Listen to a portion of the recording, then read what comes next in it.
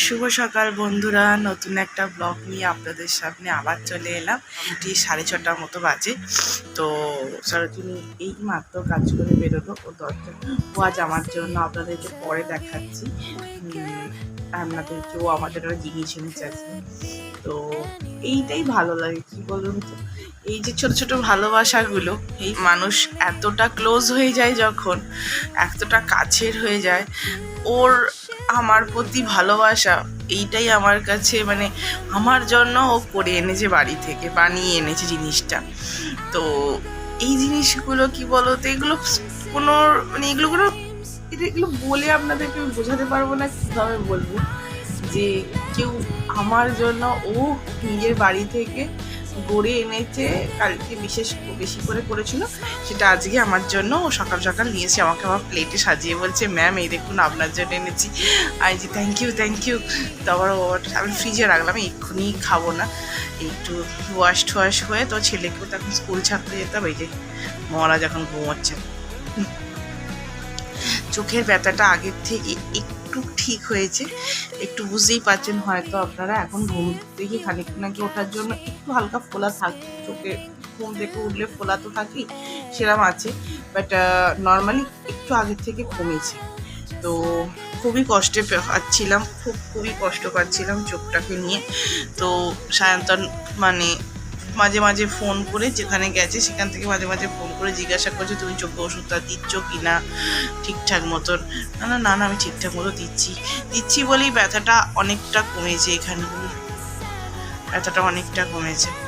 এত চোখে ব্যথা হয়েছিল যে বলে বোঝাতে হবে না। আর এবারে তো গরম একদম নেক্সট লেভেলে গরম পড়েছে, মানে এত গরম পড়েছে যে বলছে তো ইন্ডিয়ায় এবারে সব থেকে বেশি গরম পড়বে। জানি না কি হবে, আগের বছরই পুরো একদম ধুমধুমাকার কাণ্ড ছিল গরমের জন্য মানুষের মধ্যে একদম। এবছর বলছে তার থেকেও বেশি গরম, মানে কি প্রচুর গরম পড়বে, জানি না কি হবে। এই গরমেই আমরা মোটামুটি, আমি আর আমার ছেলে সেদ্ধ হওয়ার মতন অবস্থা। তো তবু কিছু সময় এসি থাকার জন্য প্রাণ বেঁচে যাচ্ছে। কিন্তু কি বলুন তো, এসিটাতে না আমি রাতের দিকেই, বাট মানে এসি হচ্ছে কি বলতো, রাতের দিকে চালানোর জন্য ঠিক আছে, সারাক্ষণ তো চালানো যায় না। সব সময় তো আর আপনি এসির মধ্যে বসে থাকতে পারবেন না, আপনাকে তো কাজ করতেই হবে। রান্নাঘরে তো আর এসি নেই, রান্নাঘরে কাজ করতে হবে। সব সময় এসির প্রবণতাটা আমি একটুখানি কম করাবারই চেষ্টা করি ছেলের মধ্যে। এরকম জিনিসটা আমার ঠিক মনে হয়, এসি সবসময় বসে থাকাটা ভালো না, ওয়েদারের সাথে ঠিক হওয়াটা ভালো। ও যে এখানেই বলুন বা কলকাতায় তো আমার মা বাবা প্রচণ্ড এসি চালায়, যে সারাক্ষণ এসি, গরমকালে এসিতে বসে থাকে। আর আমার ছেলের না কিরম একটা নিঃশ্বাস নিতে কষ্ট হয়, সর্দি হয়ে যায় মাথার মধ্যে, এই জায়গাগুলোতে সর্দি বসে যায়, খুবই হয়।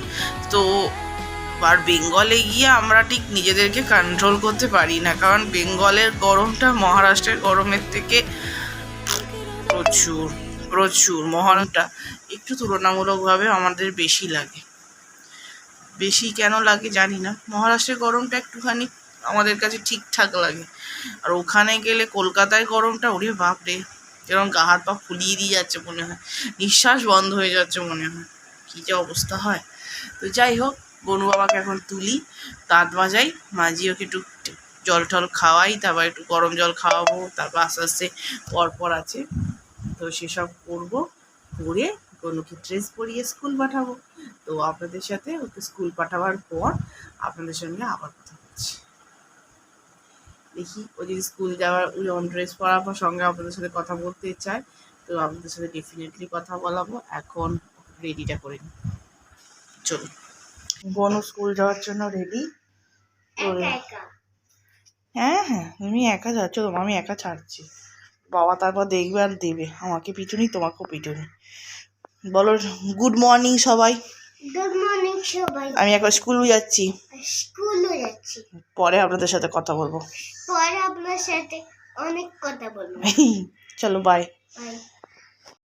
যেভাবে গরমটা বাড়ছে, এইরকম যদি গরম বাড়তে থাকে মোটামুটি ঝলসে যাব রুটির মতন একদম। আর বাচ্চাদের স্কুলগুলো ছুটি এখনও পড়েনি, আমার ছেলের পড়বে, পরের মাসে পড়বে, বাট তার আগে মোটামুটি আমি আধা ট্যান পরে কালো হয়ে যাব। যতই গাড়ি থাকুক সামনেটা তো হেঁটে যেতেই হবে স্কুল পর্যন্ত, বলুন কি যে চাপ কি বলবো। আজকে বৃহস্পতিবার, লক্ষ্মী পুজো। এই আপনাদেরকে বলছিলাম না কর্পূরটার কথা, এই কর্পূরটার যা গন্ধ না, মানে পদ্ম ফুলের মতন গন্ধ, আর কর্পূরে তো নিজস্ব একটা গন্ধ আছে, দুটো মিক্স হয়ে একটা অসাধারণ গন্ধ ছাড়ছে। এত সুন্দর জানি তো, এত সুন্দর কি বলবো আপনাদের, এত সুন্দর। যাই হোক, এই আমার আজ পুজো শেষ হয়ে গেছে। লক্ষ্মী পুজো আমি সন্ধেবেলাতেই করি প্রত্যেক বৃহস্পতিবার। তো লক্ষ্মী পুজো কমপ্লিট। এখন এবার একটুখানি ঠাকুরকে বাইরে তুলসীতলা একটুখানি একটা প্রদীপ দিয়ে তারপর বাকি কাজ। হেবি সুন্দর লাগে বৃহস্পতিবার যখন এই গন্ধটা সারা বাড়িতে ঘোরে না, তখন মন সুন্দর তো অবশ্যই লাগে এবং মনটাও ভরে যায়, এত ভালো লাগে। প্রতি সপ্তাহে বৃহস্পতিবার পুজো করি। এবার বাকি দিনগুলোতে ধুনোটা আমি রোজ দিই না, বাকি দিনগুলোতেই প্রদীপটা আর তুলসীতলায় প্রদীপ আমি রোজ দিই, আর এটা রোজগারের রুটিন। আর বাকি দিন নর্মাল পুজো করি, এটা শিব ঠাকুরকে। যাই হোক, ছিটকাচ্ছিস কেন? তো যাই হোক, আপনাদের সাথে একটা কথা শেয়ার করবার জন্য আরও লক্ষ্মী পুজোর পর এলাম। তো একটা স্পেশাল জিনিস শেয়ার করার জন্য, সেটা হচ্ছে আমার বাড়িতে যে আমার হাউস হেল্প আছে, সে আমাকে এতটাই ভালোবাসে, সে মারাঠি একটা খাবার, এটা এক ধরনের রুটির মতো, এর নাম হচ্ছে পুরামপল্লি। এটা মারাঠি এক ধরনের খাবার। এই হচ্ছে সেই পুরামপল্লি, দেখতে কি সুন্দর না? আমার জন্য ভাবুন, ও বানিয়ে এনেছে বাড়ি থেকে, ভাবুন। তো আমাকে বলেছিল ও খাওয়াবে, তো সেইটা ও আমার জন্য বাড়ি থেকে করে এনেছে। মানে এত সুন্দর খেতে। আমি সকালবেলা অবশ্যই একটু খুবলে প্রথমটা খেয়েছি বলে তারপরেরগুলো একটু খুবলে গেছে। তো এটা অসাধারণ খেতে। মোটামুটি এই দেখুন বনু বাবা, মিষ্টি মিষ্টি লেগেছে, খুব সুন্দর, এত সুন্দর খেতে, অসাধারণ। কালকে শনিবার দিন দেখতে পেলে সরোজিনী আন্টিকে বলবি, সরোজিনী আন্টি অসাধারণ বানিয়েছিলে। কি বলবি?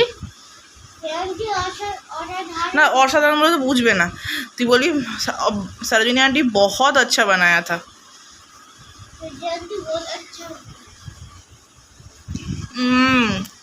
জাস্ট অসাধারণ, এর সাথে কিচ্ছু লাগে না। অনেকটা কী দাম বলুন তো, আমাদের ডালপুরিও বলা যায় না, আমাদের ডালপুরি তো মিষ্টি মিষ্টি হয় না, কিন্তু অসাধারণ খেতে, একটু অন্যরকম। আমাদের অনেকটা পাটি সাপটা মতন হতে পারে, বাট জিনিসটা অন্যরকম। আমি তো পুরো ভেঙে ফেললাম, কীভাবে খাই আমি তাও জানি না, কিন্তু এইভাবে ভেঙে তো আমি খাচ্ছি, বাট অসাধারণ খেতে। বললো মেয়ে তো বাবা, হ্যাঁ কর, বললো আবার বললো। যাকে এটা এখন আমরা একটু খাই, আপনাদের সাথে আবার পরে কথা বলছি। এটা অসাধারণ হয়েছে, মানে মোটামুটি আমরা এটাকে, সায়ন্তন এলে, সায়ন্তন তো এখন নেই, তো সায়ন্তন পেলো না, যাকে এই অসাধারণ খাবারটা পাওয়া গেল না সায়ন্তনের জন্য। যদি আসতে পারি, থাকবে কিনা জানি না, মনে হয় থাকবে না। তো নতুন একটা ব্লগ নিয়ে আবার চলে এলাম। আজকে মোটামুটি আজকে কত তারিখ দিতে হবে। যাই হোক, এখন আমি এখন রান্না করছি পালং শাক মোটামুটি কমপ্লিট হয়ে গেছে আর কি। পালং শাকে মোটামুটি শাকটা রেডি। আমি একটু পালং শাকের না একটু জলটা রাখি, কারণ আমার পালং শাক এরকম একটু জল খেতে ভালো লাগে। যে জলটা শুকিয়ে নেওয়াই যায়, বাট আমার ঠিক এইরকম ভালো লাগে, একটু জল টল করবে জলটা। আর এদিকে হচ্ছে মাংসর মোটামুটি আলু পেঁয়াজ ভেজে ভাজা কমপ্লিট। আলুটাও ভাজা হয়ে গেছে, একটু ভাজা হয়ে গেছে, আলুটা একটু ভাজা হবে, বাট মোটামুটি আমার তো মনে হচ্ছে ভাজা হয়ে গেছে। এবার এর মধ্যে আমি দেবো হচ্ছে চিকেনের মধ্যে মশলা ফসলা মাখিয়ে রেখেছি, ওই বেসিক মশলা, নুন, হলুদ, ধনে, জিরে আর চিকেন মশলা আর বাস তেল, একটু সর্ষের তেল আর একটু ভিনিগার, বাস এই দেওয়া। তো এই মাখানো আছে, এইটাই এবার দেব এর মধ্যে। তার মধ্যে ওয়াটারমেলন আমি একটু কেটে রেখেছি, ছেলে স্কুল থেকে আসবে তাই মোটামুটি জলটা অনেকটাই মরে গেছে। এবার এটাকে বন্ধ করে দিই। এবার এর মধ্যে চিকেনটাকে দিয়ে দেবো।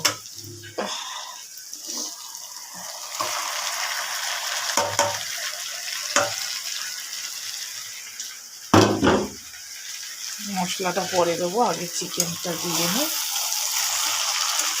চিকেনটা দিয়ে আস্তে আস্তে ওপর নিচে করতে হবে। ও আদা রসুনও দেওয়া আছে চিকেন মাখানোর সময়তে, আমি আরেকটু আদা রসুন বাটা দেবো পরে। এখন চিকেনটাকে আবার করলে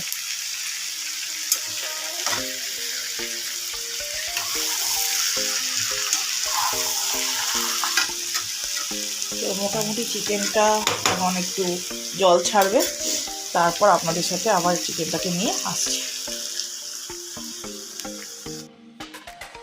আমার ছেলের জন্য আউ ভাজা, ও তো আউ ভাজা প্রচণ্ড ভালোবাসে, ওর জন্য আউ ভাজা, যখনই যাই চিকেন ফিকেন করে আউ ভাজা চাই। তো ডাল, আউ ভাজা, পালং শাক, চিকেন কষা, এই আলুটা একটু বড় কেটে ফেলেছি, এই জন্য এটা ভালো করে ভাজা হয়, মোটামুটি ভাজা হয়ে গেছে। চলুন ভাতটা বসিয়ে দিয়ে এখন চান করে এলাম আর কি, এসে গনু বাবাকে খেতে দেবো ছেলেটাকে আমার। তো সেই জন্য ওর জন্য যে ও বলে গেছিলো আমার মা তুমি একটুখানি লাল লাল, আমাদের বেঙ্গলে যেরকম একটা লাল লাল চিকেন বানানোর একটা প্রবণতা আছে, মানে বলবো না প্রবণতা, ভুল বললাম, আমাদের বেঙ্গলে এরকম লাল লাল চিকেনই বানানো হয় নর্মালি। আমি খেয়েছি, আমার মা আমাকে বানাই, বই দেখেই পড়া। তো যাই হোক, শিখেছি কোনো একটা জায়গা থেকে। তো চলুন আরও দেখে দেখাই চিকেনটা দেখেছেন, অসাধারণ হয়েছে। অবশ্য তুলেছি তো, আমার চিকেন বাটি করে নেওয়া হয়ে গেছে বাবুর জন্য। তো তিল, লাল লাল তিল, একদম লাল টকটক করছে লাল চিকেন। তো ছেলেটাকে খাইয়ে নিয়ে চলুন আজকের মতো ব্লগ এখানেই শেষ করছি। নতুন একটা ব্লগ নিয়ে খুব শিগগিরই চলে আসবো। প্লিজ আপনারা ব্লগটাকে দেখবেন, আর একটু প্লিজ লাইক সাবস্ক্রাইব করবেন, please like subscribe and share. আর ব্লগটা ভালো লাগলে কিছু মেসেজ করতে পারেন। আর প্লিজ ভালো থাকবেন, সুস্থ থাকবেন, সবাইকে নিয়ে একসাথে থাকবেন, বয়স্ক মানুষদের দেখাশোনা করবে, ছোটোদের